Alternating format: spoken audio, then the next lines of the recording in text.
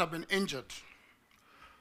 I just want to say that this particular effort itself has very few examples in history, and some of the examples that have been there, which I mentioned, and the Japanese Americans who were compensated after they were interned following the Second World War, and of course the compensation of Jews following the Holocaust. The President established a 120-day coordination framework to identify and to compensate victims of demonstrations and public protests. He designated the offices of the Attorney General, Interior, Treasury, and other state organs to work with us. I just want to say that, and compliment the President, that this is a bold, is unprecedented, and is a historic step in our country in the area of transitional justice. The legal framework, which I think has been debated, but I think which is clear to me, Article 21(1) of the Constitution, of course, provides that the state must protect, respect, promote, and fulfill the rights of the people. Article 37 provides for assembly, demonstration, to picket, and to petition. Article 129(2) gives the executive the authority of a public trust and to serve the people. Article 131(2) provides for the duties of the presidency include those of national unity and the protection of the rights of the people and the rule of law. The proclamation, therefore, which the President made on August the 6th, is lawful, is time-bound, 120 days, and it seeks to establish a coordination roadmap with clear reporting. And so, therefore, the mechanism itself is ad hoc, it is short-term, and it will move quickly and lawfully. The panel that we intend to create will recommend a victim compensation legal framework targeted at amendments to the Victims Protection Law, which right now is not operational and therefore is not viable for this particular effort that we are carrying out. We'll also be recommending a protest law be submitted to both houses to be codified so that we can be able to de-escalate and should be professionally managed so that the outcomes are different and not deadly to our people. Of a national unity of our country as provided for in the provisions that I pointed out. But I also want to say that compensation for victims is just one pillar of justice. There are other pillars, like courts, where matters can be heard. Where verification warrants accountability, we shall be making referrals to the office of the ODPP to ensure that cases can be pursued in courts. This effort seeks to pursue a balanced recognition of harm to civilians and to officers. It does not assign any collective blame, and hence it is evidence-led and seeks to pursue a humane redress for the harms suffered. Decided to pursue the period from January 1st, 2017 to July 31st, 2025. This period we think is long enough, but also short enough to be manageable. We think that compensation of victims is the best place to start this effort. It is because compensation is tangible, it is time-bound, and it is intended to unify our country. The panel that we seek to create will have faces of Kenyans that all of you will be able to recognize and to see that they represent the face of the country. We will draw upon the Law Society of Kenya. We will draw from religious organizations. We will draw from civil society and from youth and women leaders. This panel itself will approve the framework for the compensation process. It will establish the eligibility criteria and the schedules to be followed, and will perform other acts related to compensation. We will be able to ensure in this process compliance with human rights norms and laws, and also adhere to public finance laws. As the President instructed us, our mandate is to deliver within 120 days. We'll also establish a technical team to work with us. And this technical team will draw from various institutions and organizations. Obviously, the Office of the Attorney General, the Executive Office of the President, the Ministry of the Interior, the Independent Policing Oversight Authority, the Kenya National Commission on Human Rights, and subject matter experts. All of these institutions and folks will form the backbone of our technical team. We shall also draw from psychology and trauma specialists, statisticians, data scientists, forensic experts, and record keepers and data protection individuals.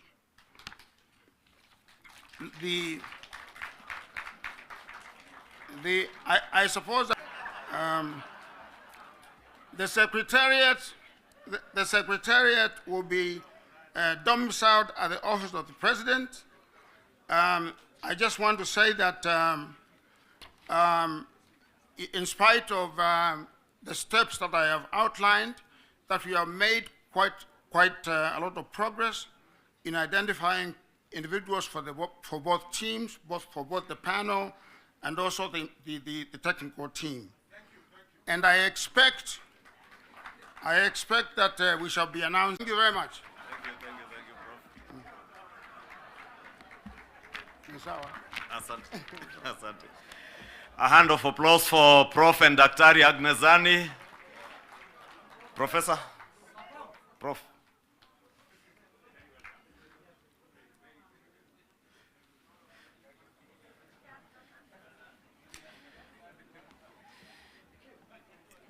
Your Excellencies, the President, Prime Minister, and the Deputy President, with those two presentations, Your Excellency, members, we appreciate the seriousness of not just the implementation of the NADCO report, which we have been appraised on its implementation, and Your Excellency, I must appreciate all the members of Parliament, both in the Senate and in the National Assembly, for the support that they have accorded us in the legislative process of enacting the NADCO legislative bills that we have and those that are still within the two houses.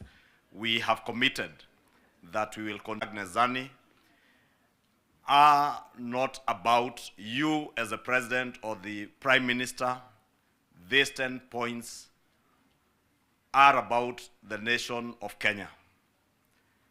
The full implementation of these 10 points are not about ODM as a political party or the Kenya Kwanza coalition parties. They are about the future of our nation. And therefore, as a parliamentary group, we want to commit, Your Excellencies, that we will continue to ensure that we extend the support that is needed by the Aghnezani team and also to Professor Makau Mutua's team, because as Professor has alluded to, there will be legislative proposals that will come to the houses, as well as requests for budgetary support in the implementation of the work that these two important committees are doing. Therefore, Your Excellency, allow me to close at that point and to now, Your Excellency, before I invite the Deputy President,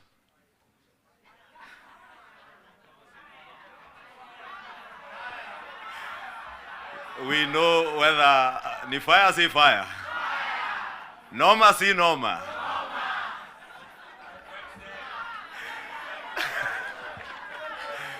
We want to hear whether the Deputy President, whether when he says, ni fire, si fire, ni noma, si noma, whether he can earn himself a second term as the Deputy President, as usual, depending on what he says and how he engages with this House.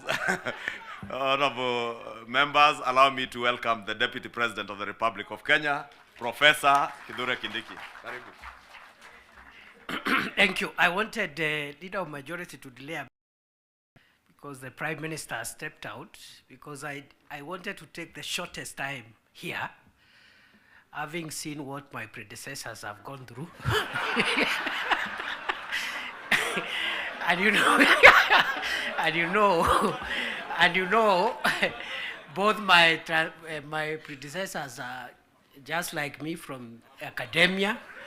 So I was very worried. I wanted really we delay until the Prime Minister comes back.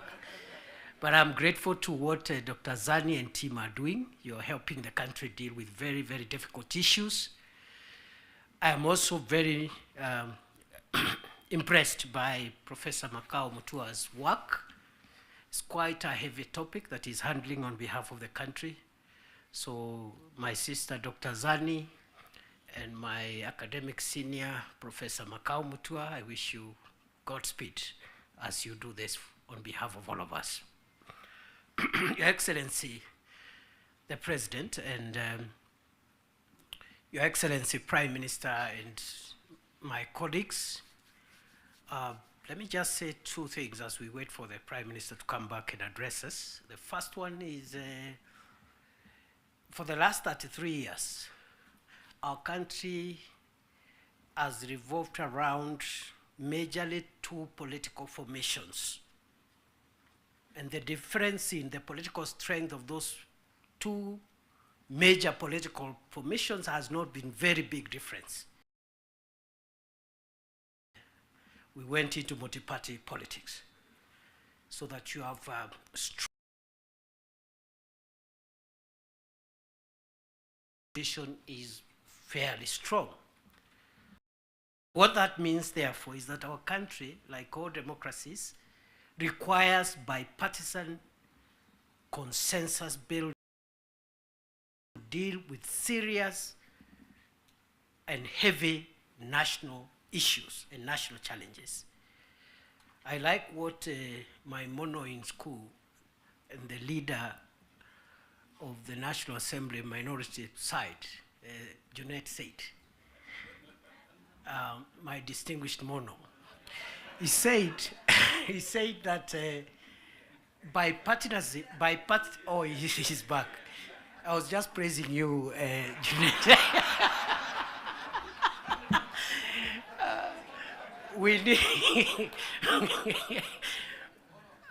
We need bipartisan efforts to heavily lift the serious national issues. You've seen them in the 10-point agenda. The fight against corruption, the fight against ethnic bias, the fight against all these vices. Without bipartisan efforts, no single side can be able to ever lift these national issues. So let us not underestimate what the leadership of the UDA through President Ruto, the leadership of ODM, His Excellency Raila Odinga, has helped us to achieve as a nation. Because none of us alone would have enough political largesse to be able to even lift on some of the issues we are discussing here today. So we are in good space, and for that we must celebrate and acknowledge the visionary leadership of President William Ruto and the visionary leadership and statesmanship of our elder brother, the Honorable Raila Odinga. Going forward, those of us who are younger politicians, we should pick lessons from these two leaders, because there's a lot of excitement by many people who are in the political space, and they think leading the country or or managing the country's affairs is a small issue. And some of the characters running up and down around, if they are given this nation to manage even for a day, the country will sink because they don't have enough wisdom and enough foresight to be able to manage the complex society that is Kenya. So Prime Minister, we appreciate your leadership, your vision, and you've been able to show us, those of us who are younger politicians, that elections and politics should not undermine the collective interest, stability, and progress of our nation. You have helped us understand that individual ambitions to become whatever we want to become should not stand between us and our country's stability, progress, and sustainability. The last point I want to make now that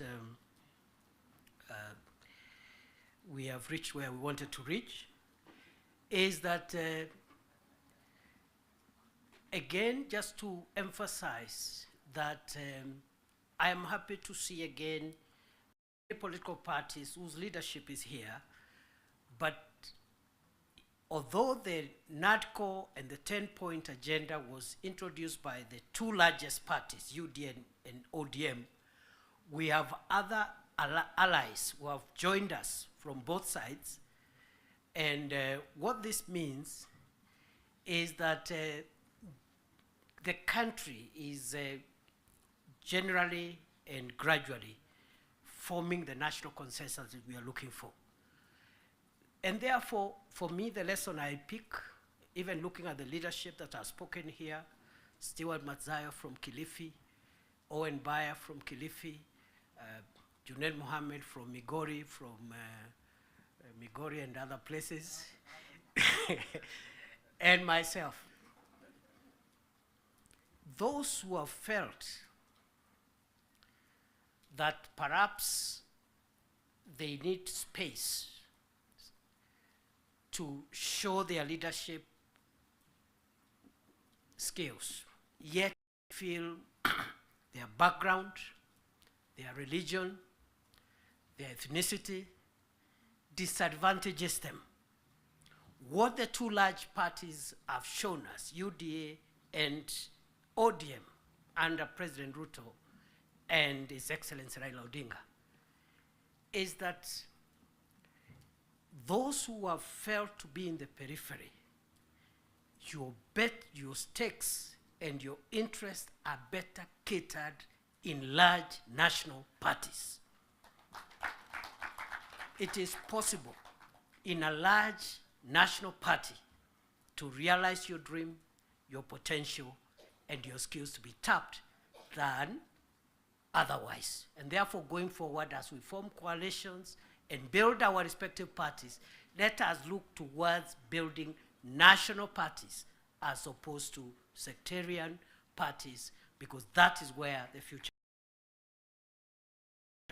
So, on that basis, I want to end there, because I saw my colleagues got, I don't know who got no term.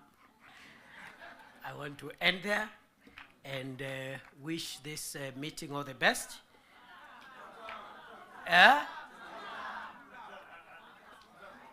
All right.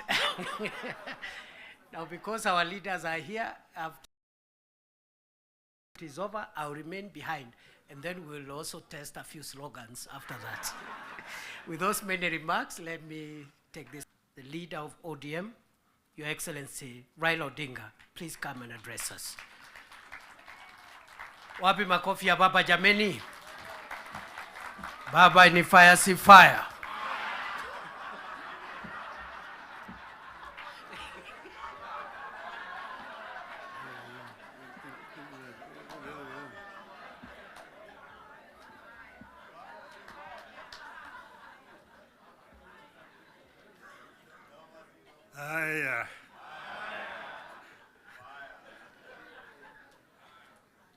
Mr. President, Deputy President, honorable members of parliament, hamjambo. Hamjambo tena. Hey, I think I see almost a full house. Senators and members of the National Assembly. Thank you very much. I'm very happy to be here this morning to see you. I want to say that I'm charged, but I'm not scared.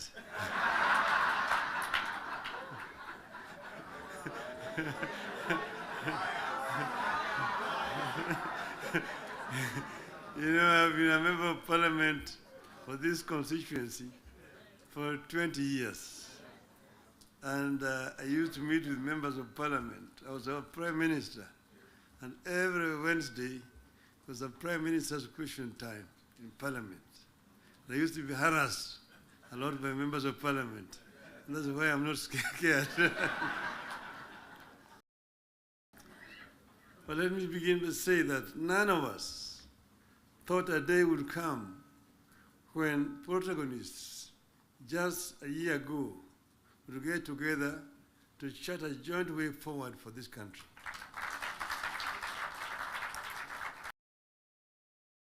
Ourselves together, and why are we here today? Why? In life of a nation, there comes a time when danger knocks on the door. It happened in the US during the Civil War that threatened to dismember the USA as we know it today. There's a region today referred to as former Yugoslavia. Yugoslavia existed as a country between 1918 and 1992. Then it fell apart into several countries, including Croatia, Montenegro, Serbia, Slovenia, Bosnia, and Macedonia. The former president of Yugoslavia, the late General Josip Broz Tito, used to say jokingly that I am the glue that is holding this fragile nation called Yugoslavia together. And if I depart, it may disintegrate in several small nations. And true to his prophecy, this happened today. There's no Yugoslavia. Closer to home here, next door, is Somalia. In 1991, we were here when Siad Barre was forced to run out into exile where he died. Look at Somalia today. So there are several examples that exist around the world. As leaders, we are supposed to scan the horizon, spot the danger, and act to subvert that danger. In 2024, that last year, we understood that the dark clouds that were gathering over Kenya could have been exciting, but they could also mark the end of Kenya. We decided that it is better to have an imperfect country that is struggling to mend its ways than to have a collapsed one.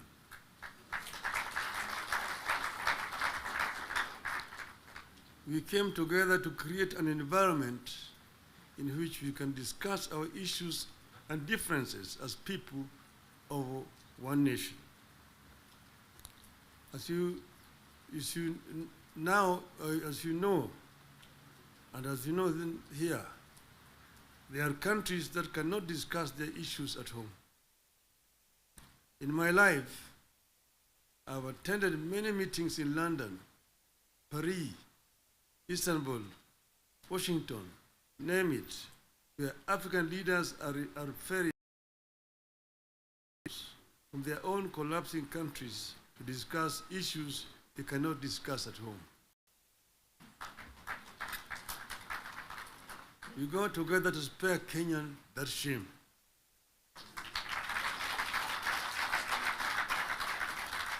Our object was and remains one, as one US senator called it, our country, our whole country, and nothing but our country.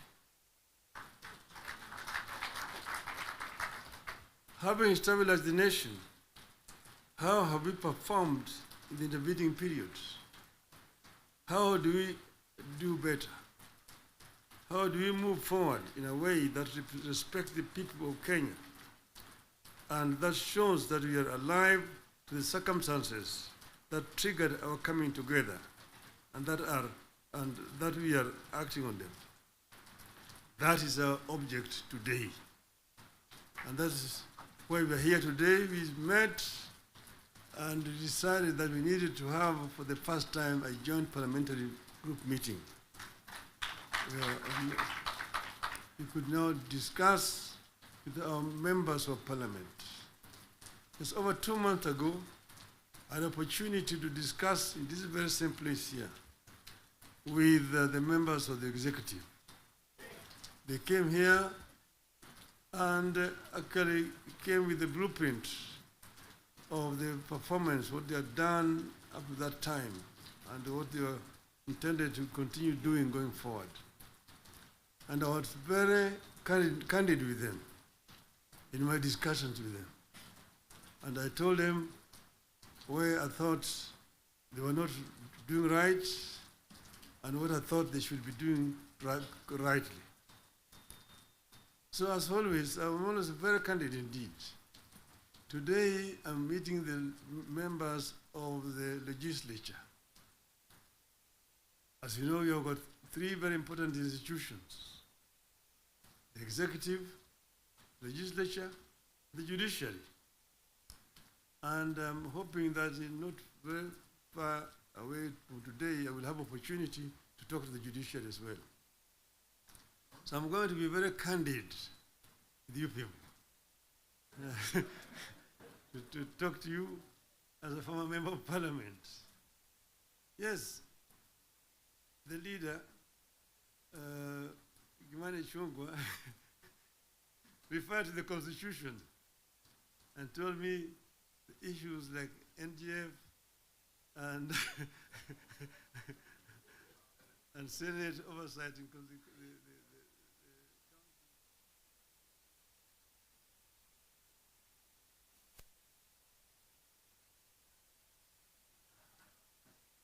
because as you know, I was very involved with the constitution, making constitution of this country. And at another time, I would want to bring Professor Yashpal Guy, who was the leader of that constitution making. And we went through very many issues. We had committees in the Bomas of Kenya dealing with various segments of that constitution. The executive was one. Legislature is another one. Judiciary is another one. Devolution, other committee. Devolution was very contentious because we had very many people who did not want the devolution because of what had happened at independence. As you know, we started with the devolved system government, Majimbo. The foundation of Majimbo was actually contentious because it was ethnic-based. The colonialists and the settlers had actually instilled fear in the people that the bigger communities, the bigger tribes at that time, the Luos and the Kikuyus, will lord it over the smaller tribes. And the smaller tribes need to safeguard themselves by creating regions and powers so that they can be able to be protected. That was the basis of Majimbo.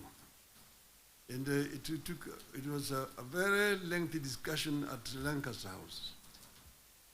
So Kanu accepted Majimbo in London, but with the understanding that they would change it after the independence. So after independence, Kanu Majimbo by not remitting funds to the regional governments. I want to refer you to the Hansard in the Bunge, censorship of the Prime Minister to the regional governments. You need to read that debate. Ngala moved it. It was seconded by Masini Muliro, who was the deputy leader of the opposition. And then first Jaramogi, Oginga Odinga, and then Tom Mboya responded to that motion. The motion was defeated, but that debate actually is very historical. And I want to refer you to it. Go and read what it said. Eventually, CAD, of course, had to fold up and dissolve, and then eventually Majimbo was also dissolved through a constitutional amendment. And then what happened was what? They created a Ministry of Local Government, which was given a lot of powers. Became an executive minister, just like a minister for finance under that constitution at the time. Now they were county councils down there that they kept 265. But then they could not do anything without authority in writing from the Minister of Local Government. So we had all.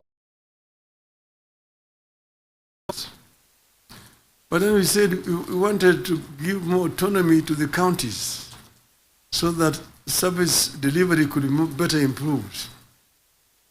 We came up with regions at Bomas of Kenya. But there are people who really opposed devolution. The chairman of devolution in Bomas was called Dr. ODM Parliamentary. He addressed the audience at Bomas, and by the time he finished talking, everyone should be the chairman of that committee. Chairman of the committee. And he conducted that he became a marked person. What did they do to him? In broad daylight, 11 o'clock, on Ngong Road there, off Ngong Road, in his residence, they sent assassins.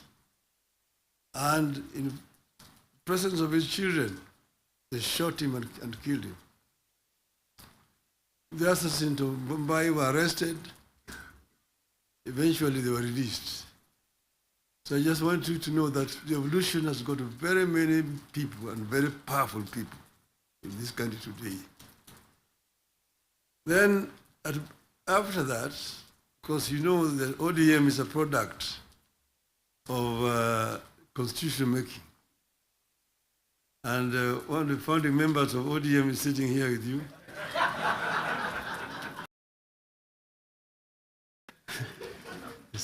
The former president, who is a member of ODM in October, and all members are going to be invited.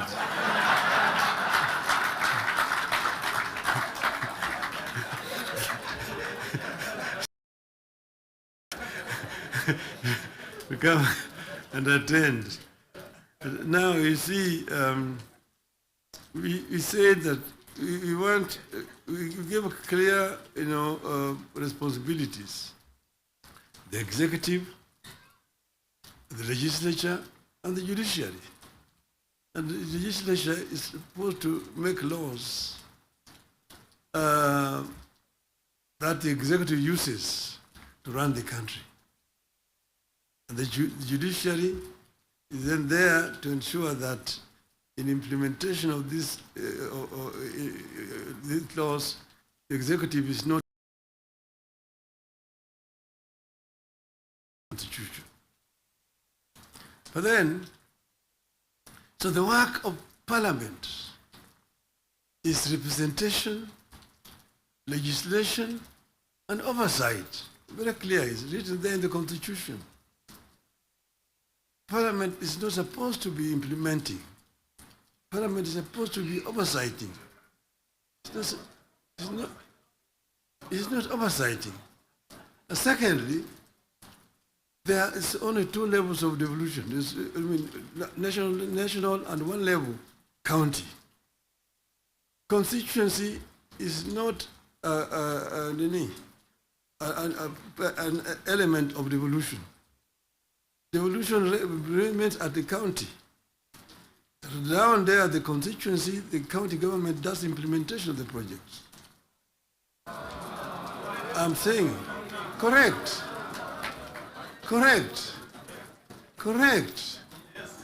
Down at the constituency, it's the county government.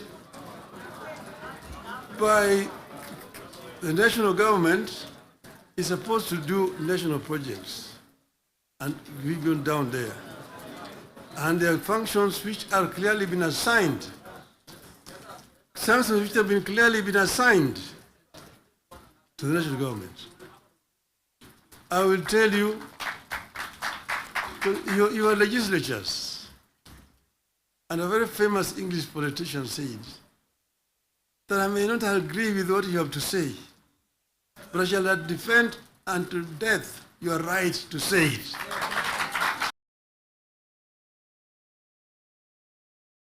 Let me say it, and then you'll have a chance to respond. So what I'm telling you, I know that sometimes the truth is very bitter. I was there, and we discussed with the Karue CDF. The CDF was brought because of suffering at that time. In those days, with a centralized system of government, there was very little around to counties, to the districts. And then we'll be addressing people. People will come up to tell them their problems. Mtukufu Rais, hapa kwetu barabara ni mbaya sana, haipitiki, mvua ikinyesha kuna matope, barabara haipitiki. Mtukufu Rais, hapa kwetu shule yetu hapa, juzi mvua ilinyesha na upepo kaja katoa paa, watoto sasa wanasoma chini ya mti hapa. Mtukufu Rais, hapa kwetu hakuna maji. Mtukufu Rais, hatuna stima na kadhalika. When it's time to respond, to say, ni mnasema barabara ni mbaya, mnasema hospitali hakuna dawa, mnasema upepo imechukua paa ya nyumba, mjumbe wenu anafanya nini? Yeye anapiga tu kelele kule bunge, anapiga tu kelele kwa bunge, hajali mambo ya maendeleo kwake. Kwa hiyo sisi, mimi nitatumia mtu kuja kufanya rambi, lakini leo mimi nitatoa pesa ya kujenga hiyo shule, ambayo kujenga hiyo nyumba, nitatoa pesa na kadhalika. That was the end of it. So the MP was the one who was being blamed for the failure of the national government to do certain things in their constituency. And that's the reason why we came up with the idea of CDF. That was that time. Exactly, that was that time.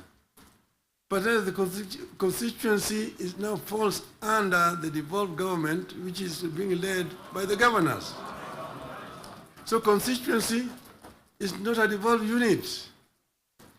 And members of parliament themselves should not be involved in development, because they're supposed to be oversighting. They're supposed to be oversighting. If you have yourself being involved in construction of roads, building of schools, building hospitals, who is going to oversight you? Who is oversighting you? So, Mr. President, I hold very clearly that these MPs know that they should not have any business in trying to implement projects in their constituency. Implementation of projects should be left to the county government. Secondly, the oversight, the national parliament oversight the national government, whether it is the National Assembly or the Senate. oversighting of governance, the responsibility of MCAs, members of the county assembly, not the senators. It's not the responsibility of the Senate to oversight. Senate wasting time of governors to come and answer questions about roads in the counties. And thirdly, the issue of extortion. The issues of extortion. The issues of extortion. Majority Leader, you talked of, you didn't talk of extortion, you talked of lobbying. Lobbying is okay. In the US, you've got lobby firms which have formed to lobby the members of the Congress.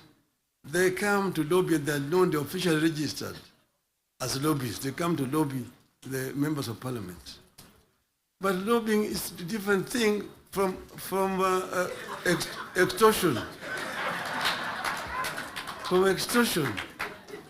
That you have a member, every committee has got a member who is how do you call him?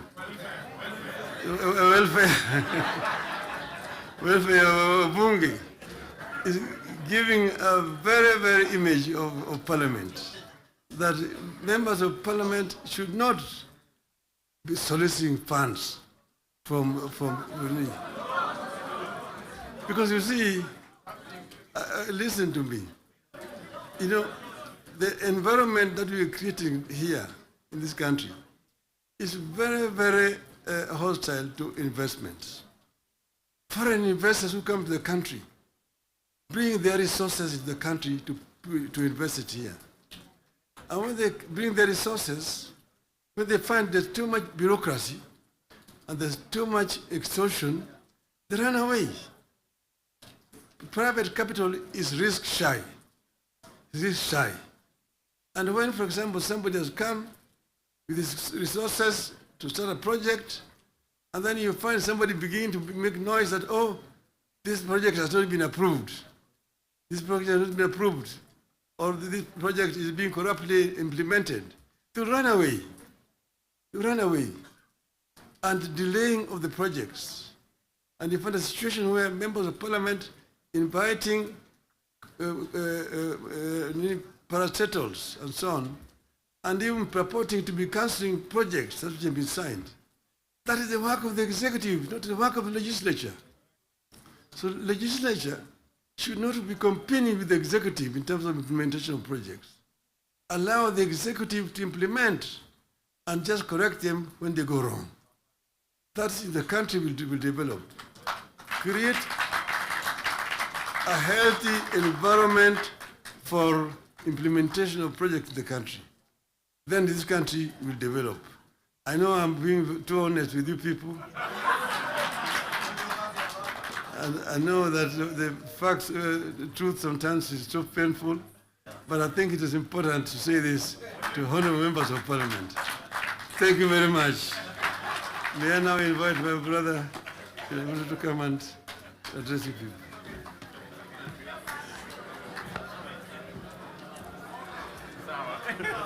Very well put.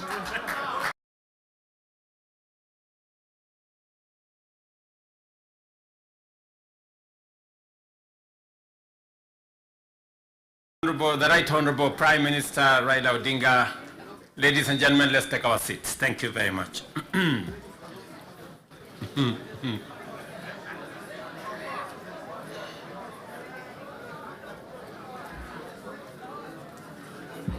Now, honorable members,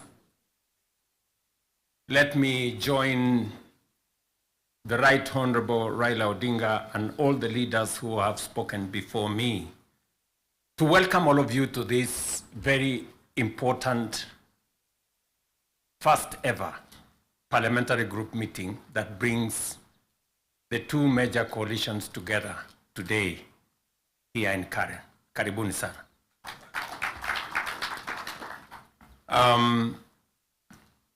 The Right Honorable Raila Odinga has given us the context of why we are meeting here. I really would want to add not so much, because he has ably contextualized why we are meeting here today. That we have a nation to look after and we have a nation to protect, and there are options that are available to us, and I think we chose to protect the nation called Kenya by our coming together. And so I want to commend both the Right Honorable Raila Odinga and the ODM party, my former party, for standing up to be counted when the country needed leaders to stand up for Kenya. It may have been easy to do the opposite. It may have been popular to do the opposite. I know many people have vilified the Honorable Raila Odinga and the ODM party for the decision they took to stand for Kenya when there was need to do so. And let me say the following as the President of Kenya today. We have come from very far as a nation. We stand here today as a robust democracy, a nation that is making strides in our national development. And I want to speak to you candidly. I don't have a written statement because I really wanted to speak to you from my heart. Because, and by God's grace, I have, out of the 5 people who have become presidents in Kenya, I am one of them. 5 Kenyans who have had the opportunity to lead this country.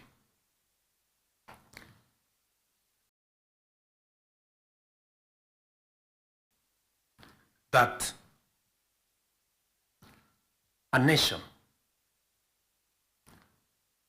the progress, the destiny of a nation is decided by leaders. As to whether we are going to be a progressive nation or we are going to be a failed state is going to be determined by leaders, by us, the people who are sitting here. And therefore, the place of leadership is almost sacred.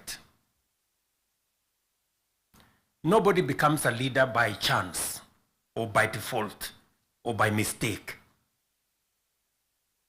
Today, you are a member of parliament or a senator or a governor or the position I hold and all the other positions that we hold because God and destiny has given us that chance. And we must think about it deeply.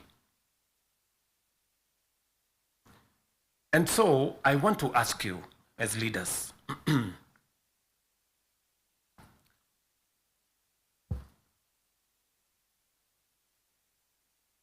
the Honorable Prime Minister has given us a history of countries. I will add to that list 2 countries. Singapore and Kenya were the same countries 60 years ago. Malaysia and Kenya were the same 60 years ago. But today, we play in different leagues. They have managed to progress to the first world, we are still where we are. The difference between what Singapore has become and what we are is leadership.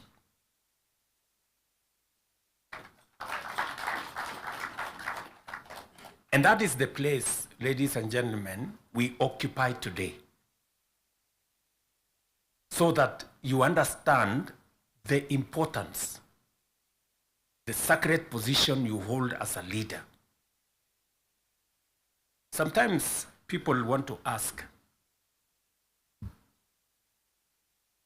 how do people who live in different houses, they have their own lives to pursue, but they wake up one morning on an election day and they go one after the other to 10,000, to 20,000, to 50,000 and elect you? You are not special. But it is a moment that God has given us as leaders. And therefore, we must do whatever we are doing, knowing very well that we have a heavy, almost sacred responsibility to the people we lead, to the nation of Kenya.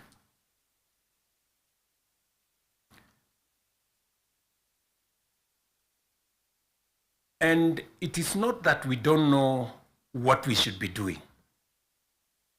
We all know what we should be doing. It is not that we have shortage of ideas. It is not that we have shortage of what we need to do. In fact, I dare say we have some of the very best ideas. We have very good manifestos all the time. And in fact, if you look at, and I keep referring to this, if you look at the manifesto of Kenya Kwanza and the manifesto of, the difference is hardly 20-30%. 70% we share what we think.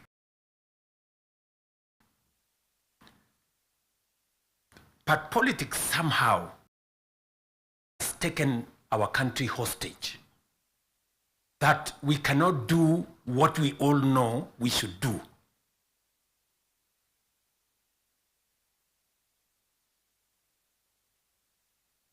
I have said that the difficulties that I face today as a president in Kenya are self-imposed. You know, I imposed on myself all these difficulties. Implementing the new funding model, implementing SHA, implementing housing, doing all those things. If I hadn't done any of those, I would be a very popular person, and but the country would not have moved anywhere. I am confident that if Raila had become president, he would be doing what I'm doing. Yes. He would be implementing SHA. He would be implementing housing. He would be doing reform in the education. He would be doing reform in agriculture. I know that for a fact because I have been in his school of leadership. That's the correct position. And he would be as unpopular or as he'd be having the same difficulties that I have today. But these are necessary for Kenya to change. Friends, we cannot change the country otherwise. And that is why he has the courage to stand here and tell you, let us stop the extortion. Yes. I can stand here and tell you to stop the extortion that is going on in Parliament. I'm telling you the truth. Very few leaders. Because we like making peace with mediocrity. Oh, you know, that we shouldn't be explaining. Now let me ask you, friends, you know, we are all We are all friends here. Yeah, we are one team, or so I guess. This fellow who is called chairman of welfare in committees, what is their job? What is their job? Extortion, that's it. And that is what Prime Minister is saying. You know? You know, what is Sokohuru? What is Sokohuru? Tell me, what is, you know Sokohuru?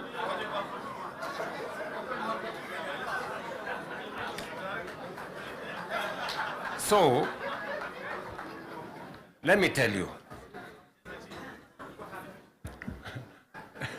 No, no, you see, and this is the same problem that we face.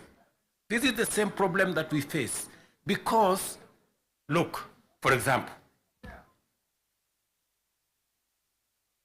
we passed the law that we all know, friends, we all know the problems we go through with fundraisings for people who have hospital bills. All of us. In your phones, you have WhatsApp groups. So-and-so has this, this condition, so-and-so has this condition, contribute here. True or not true? Yes. But we don't want to fix it because it's difficult. But I must commend you. I must commend the members of National Assembly and Senate because you took the courage and passed the bills that today is beginning to solve the problem of health in Kenya. It may not happen instantly, but all of you can now see that there is a possibility that we can sort out the challenge of health and health delivery in Kenya. But because we had to be bold, we had to be bold and make the necessary decisions. Today, we are dealing with the crooked hospitals and health professionals who still want to steal from SHA and to steal from our health provision. And we will go after them and we will deal with them. So, what am I saying? I am saying the following. If we have to change Kenya, my friends, we have a historic opportunity today with this broad-based government, we have a historic opportunity to unleash the full potential of Kenya. We all believe, I do, that Kenya is a very great country, this country of ours.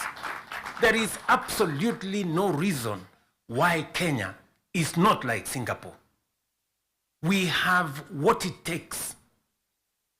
Let me repeat. We have what it takes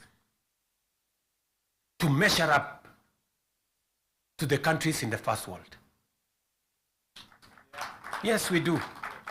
Yes, we do. But we are playing in the wrong league because leadership, me and you, are refusing to stand up to what this country needs. I really want to persuade you guys. I really want to persuade you friends. Yeah? This is not about William Ruto. I am here today, I will not be there tomorrow. This is not about Raila Odinga. Right?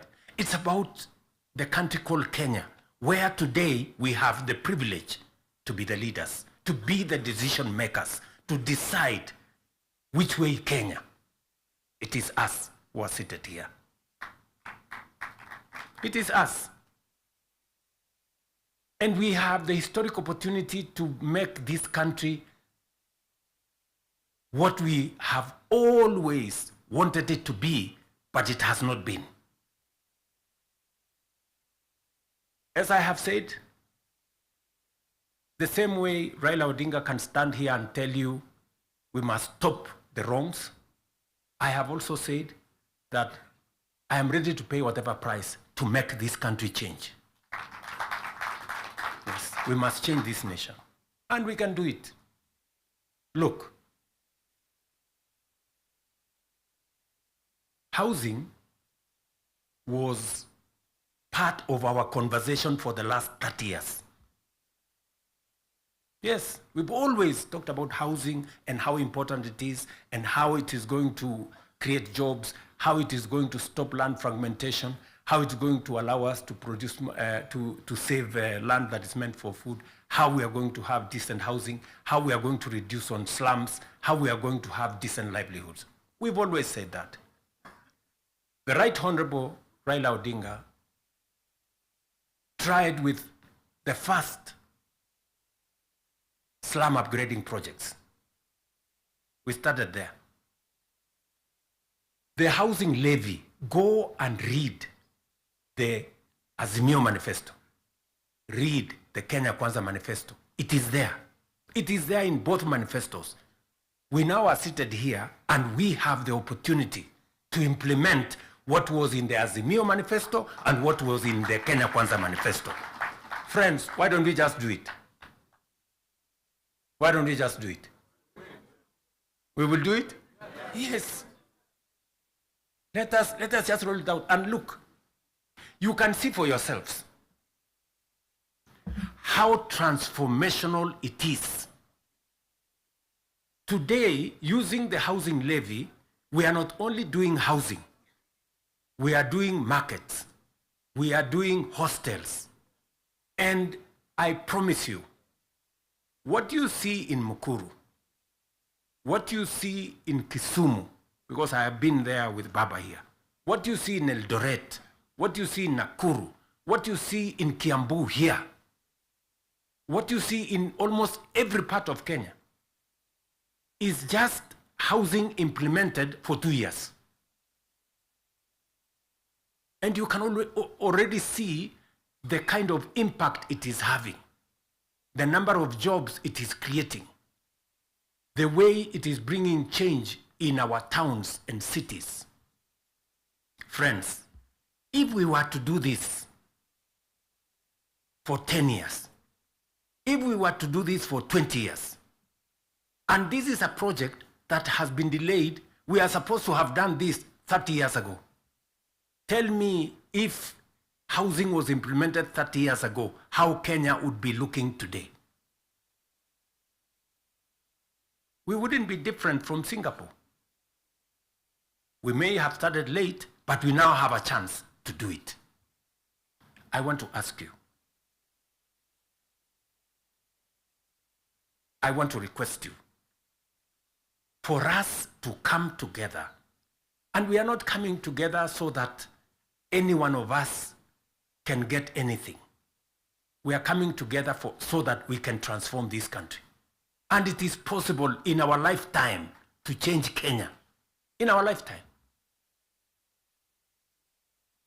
We now have maybe 320, 350,000 young people working in that space.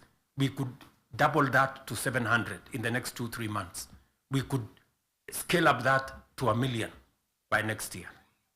And we can energize the transformation of our country. That is why we are sitting here. That is why Baba and I have called this PG. Baba has told you we are here for Kenya. I am buttressing what he is saying by telling you what we can achieve together. What we can do in our agricultural transformation. If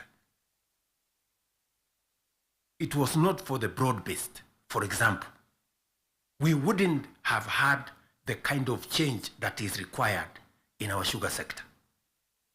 And I want to tell you, watch this space.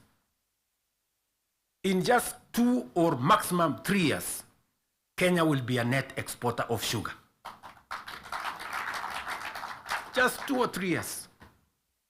This country, which perennially we have been looking for safeguards from COMESA. Every year, we are looking for safeguards from COMESA.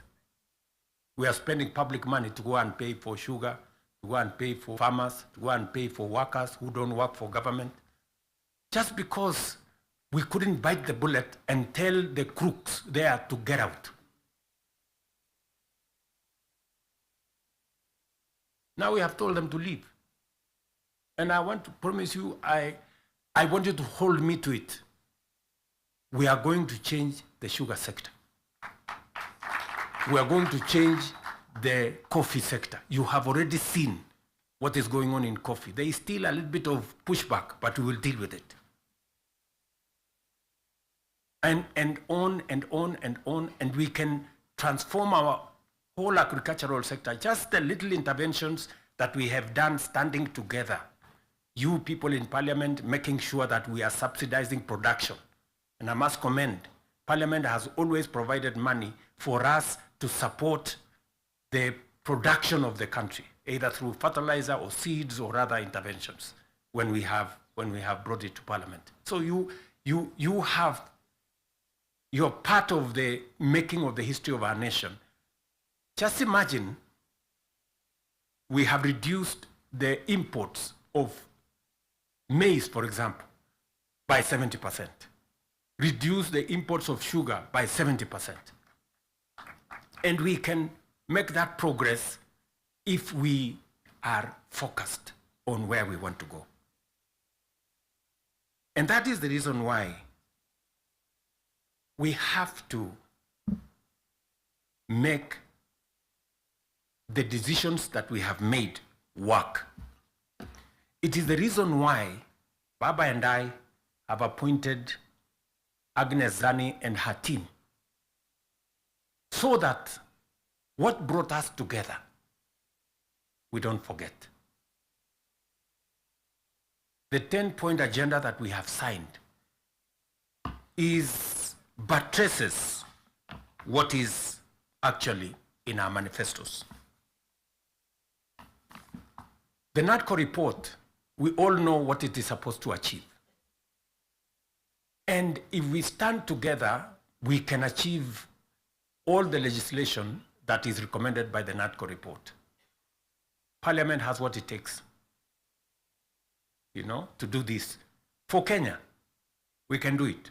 And I want to persuade this PG to work with us and for all of us to be committed to this exercise. Protecting devolution. There is need for us as a nation to distinguish between governance and devolution. The governor is not devolution. The governor is a person.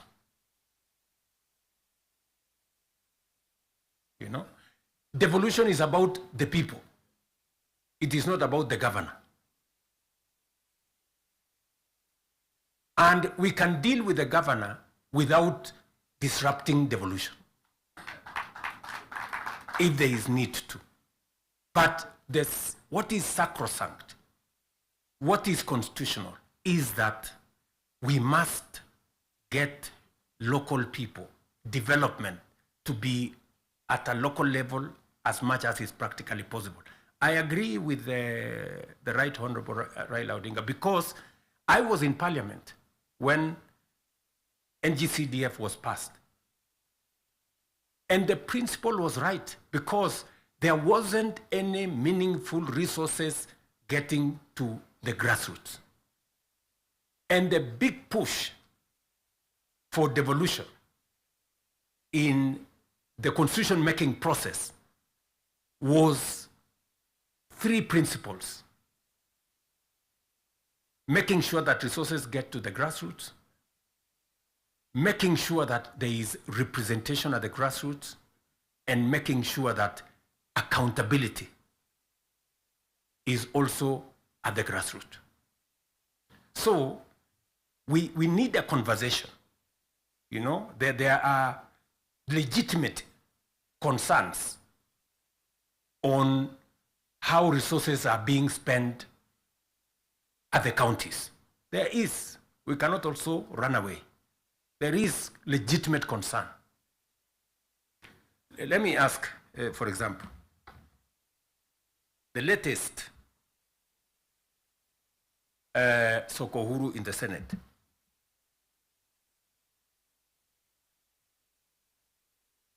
Because you have to accept, by virtue of the position I hold today, I am a consumer of raw intelligence.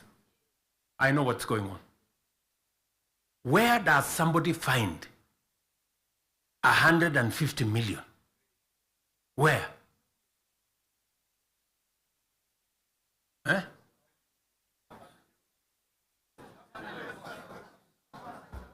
Is that his money? That is money that belongs to the county. Is that correct or not correct? Yes. Let me ask you, members of parliament who are seated here. Do you, for example, know, do you, for example, know that a few members of your committee collected 10 million shillings so that you could pass that law on anti-money laundering? Did you get the money?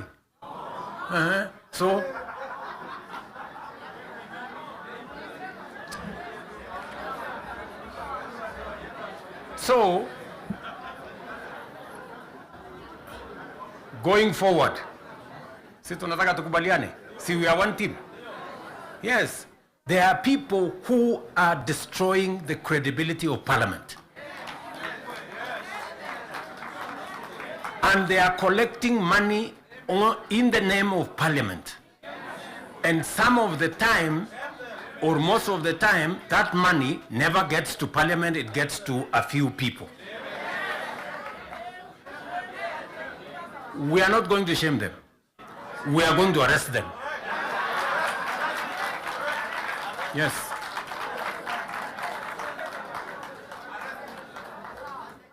Do we agree?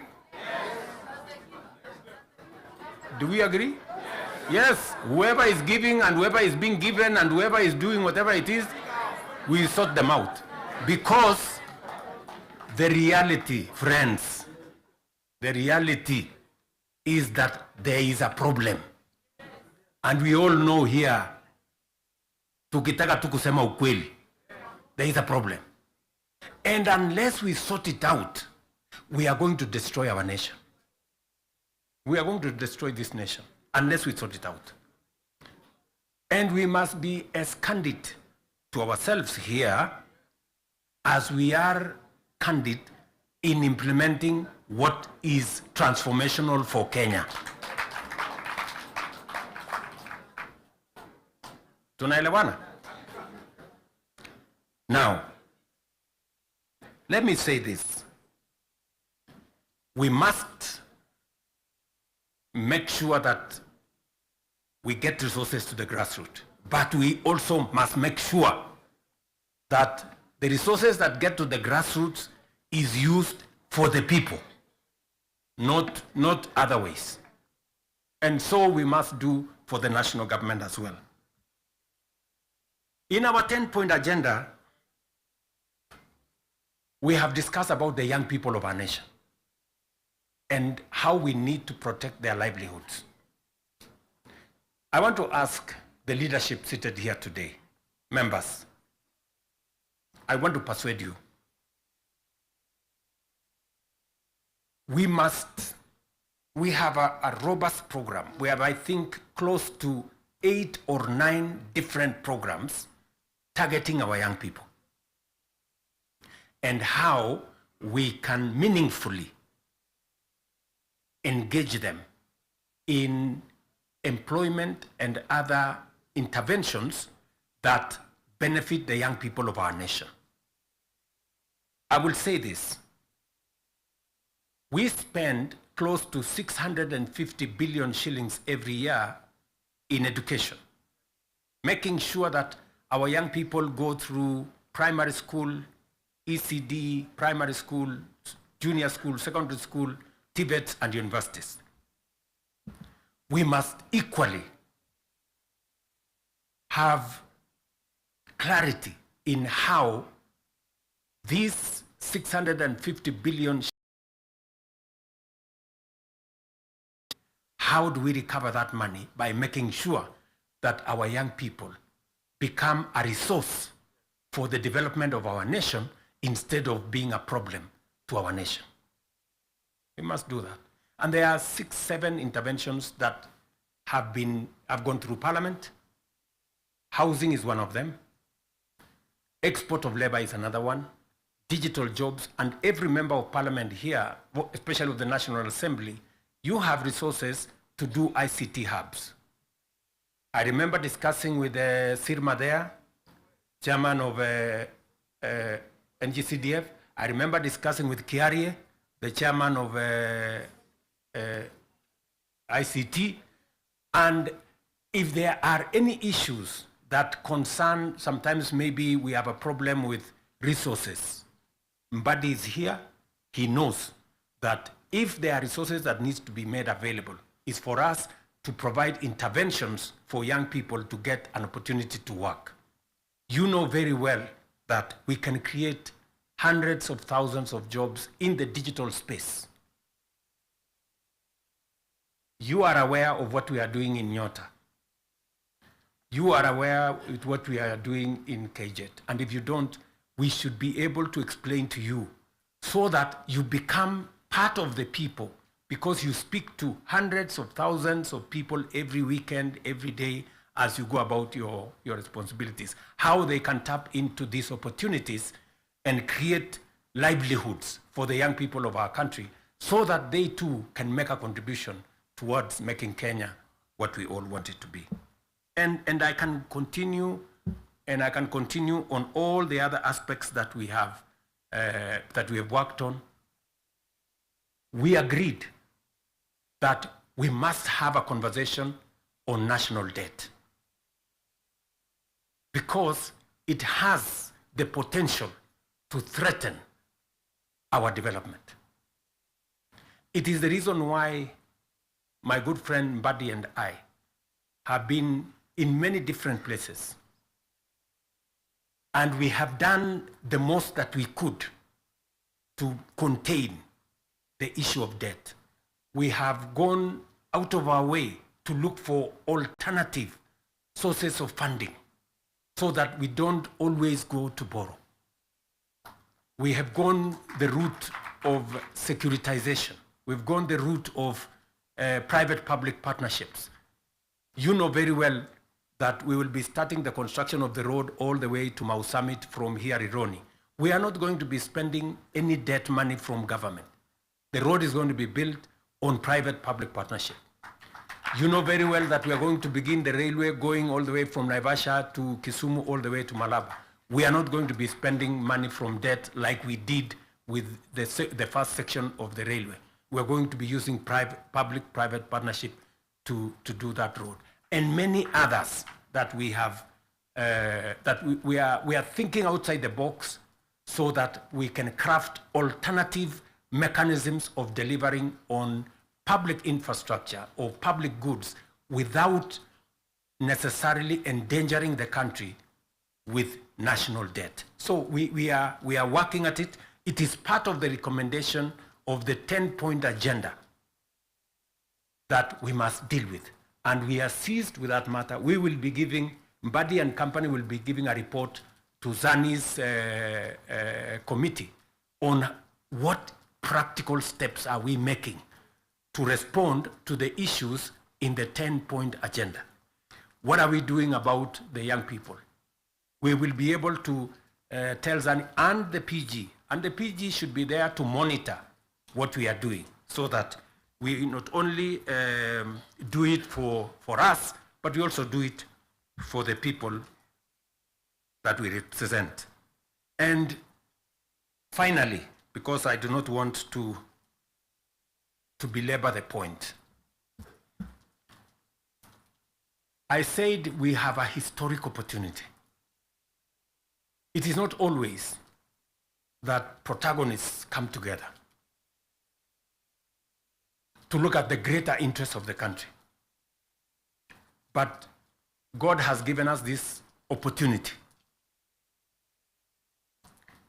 And I must commend Baba here, because very few leaders have the courage and the mettle to withstand criticism and stand for the nation. Very few people. Very few people. Many people look for what is convenient, what is popular, even if it is wrong, and they want to pander to it. But when a nation's destiny is at stake, you need statesmen, you need people who have the courage to put Kenya first and everything else secondary. So, what am I saying in conclusion? I am saying Zani and team have a job to do. They will be briefing Right Honorable Raila Odinga and myself on what needs to be done. We will be able then to guide what will be happening, what the executive need to do, what the legislature, the role the legislature need to play, and the role others may need to play. And as we do that, we will need another opportunity. It was the first occasion for us to deal with this. But at least the ministers to come minds between the executive and the legislature on matters that are further down the road.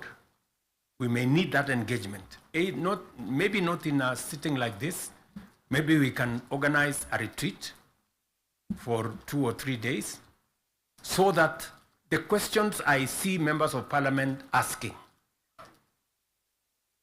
on some of the programs, we can fully understand the import of the programs we are running, what they are meant to achieve, the transformation that is supposed to happen, and how we position ourselves to make sure that we provide the push necessary for that transformation to happen. Again, focusing on the greater picture, the bigger picture of our nation. So, ladies and gentlemen, I want to say thank you very much for coming for this session. I know we will listen to you by way of feedback on some of the things that you want us to respond to. We are here because we are one team and we want to succeed together. And we want to make sure that none of us is left behind. Are we together? So, mimi nimesema asante sana. If there are any questions directed to me, I will be willing and ready to answer. If there are some directed to any one of us here, we will be able to answer. And then the rest, we will deal with it together. Asanteni sana, and God bless you.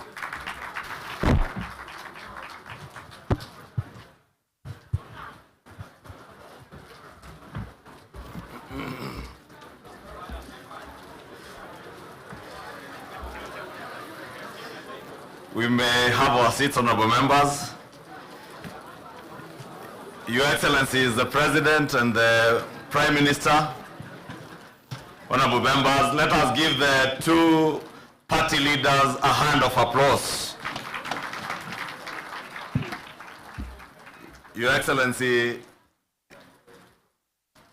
if you did not hear two-term for yourself or the Prime Minister, it is principally because we recognize and appreciate your very